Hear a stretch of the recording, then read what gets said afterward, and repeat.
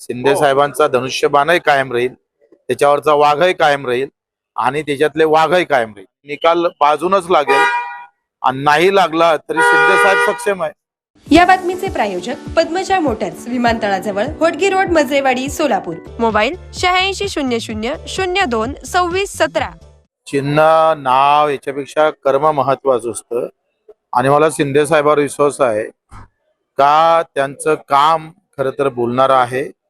जनसामान्यांची सेवा हे ब्रीद असल्यामुळं निकाल तर बाजूनच लागेल, पण कदाचित 100पैकी 1% विश्वास नाही ठेवला तरी काम बोलतंय माणसाचं आणि कामावर विश्वास आहे. त्याच्यानं कोर्टात काय निकाल लागन हे आमच्यात किंचितही त्या तो काय म्हणतंय चिंता नाही, त्याच्यानं तो काही विषय नाही. मला असं वाटतं का एकंदरीत शिंदे साहेबांची धावपळ, त्यांचा संपर्क, त्यांचा लोकभावना ह्या ज्या महत्वाच्या आहे त्या कसं आहे, फक्त नावावर आणि चिन्हावर सगळं काही होत नसतं.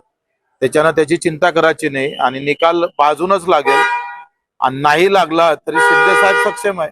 मला वाटतं काही गोष्टी बाबतीत चिंतन मंथन होणं गरजेचं आहे.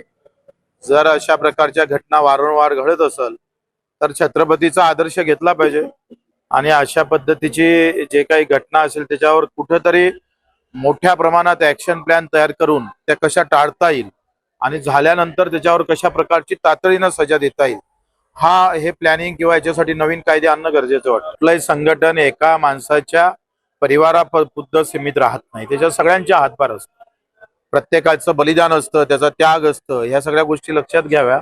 मला वाटते उद्धव साहेबांना ते कळत असेल, त्याच्यामुळे त्यांचं हे बोलणं मला तर संयुक्तिक वाटत नाही. गोठवल्यानंतर शिवसेना आहे, शिवसेना प्रहारमध्ये मर्ज करा अशा पद्धतीचा प्रहारमध्ये मर्ज करायची वेळच येणार नाही. शिवसेना कायम राहील, शिंदे साहेबांचा धनुष्यबाणही कायम राहील, त्याच्यावरचा वाघही कायम राहील आणि त्याच्यातले वाघही कायम राहील. आता प्रत्येक जण त्यांचा त्यांचा प्रश्न आहे. कुणासोबत घात होतं, विश्वासघात होतं का अपघात होतं, हे आता त्यांनी कशा पद्धतीनं समोर जावं त्यांचा प्रश्न आहे.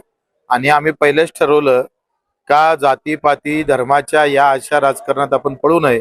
आम्ही दिव्यांग असेल, एकल महिला असेल, आमचे अनाथ असेल, शेतकरी असेल, मजूर असेल, या संदर्भात आमच्या लढायला कुठं आमच्या बोलण्यानं कुठं प्रॉब्लेम होऊ नये हे जपण्याचा प्रयत्न आम्ही करत असतो.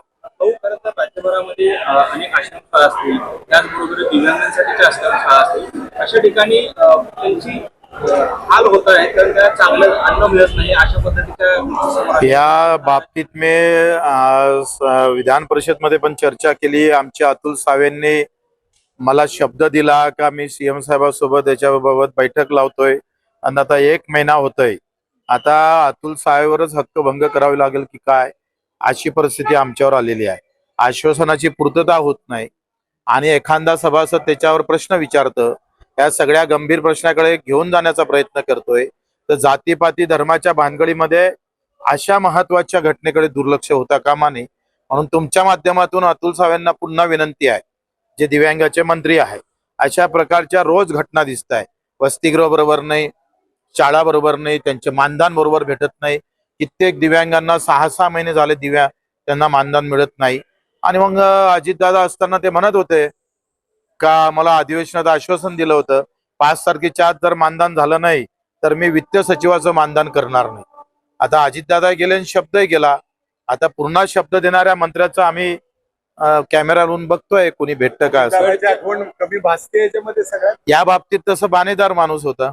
हो, दिव्यांग प्रमाणपत्रावर राज्यातील अनेक अनेकांनी नोकऱ्या मिळवलेल्या आहेत. या संदर्भात आपल्या मध्यंतरी तक्रारीचं काय झालं सर? त्या सगळ्या गोष्टीबाबतच मी विधान परिषद मध्ये 97ची चर्चा आणली होती, त्याच्यावर आश्वासन दिलं होतं. आता मंत्री महोदय गंभीर नाही, पुन्हा सत्तेत राहून आंदोलन करायची वेळ येऊ नये इतकंच म्हणणं आहे. किमया ग्रुप घेऊन येत आहे जुळे सोलापुरात आपल्या स्वप्नांना प्रत्यक्षात साकारणारा 168 2 BHK आणि 3 BHK लक्झुरियस फ्लॅट्सचा भव्य प्रकल्प. सोबतच मेडिटेशन आणि yoga hall, EV charging point, fully equipped gymnasium, मुलांसाठी library, study centre, walking track with common garden, cricket turf, मनोरंजनासाठी अनेक सुविधा उपलब्ध. किमया ग्रुपचे किमया स्वप्नसृष्टी हॉटेल सेलिब्रेशन समोर जुळे सोलापूर. संपर्क 77 800 43 800.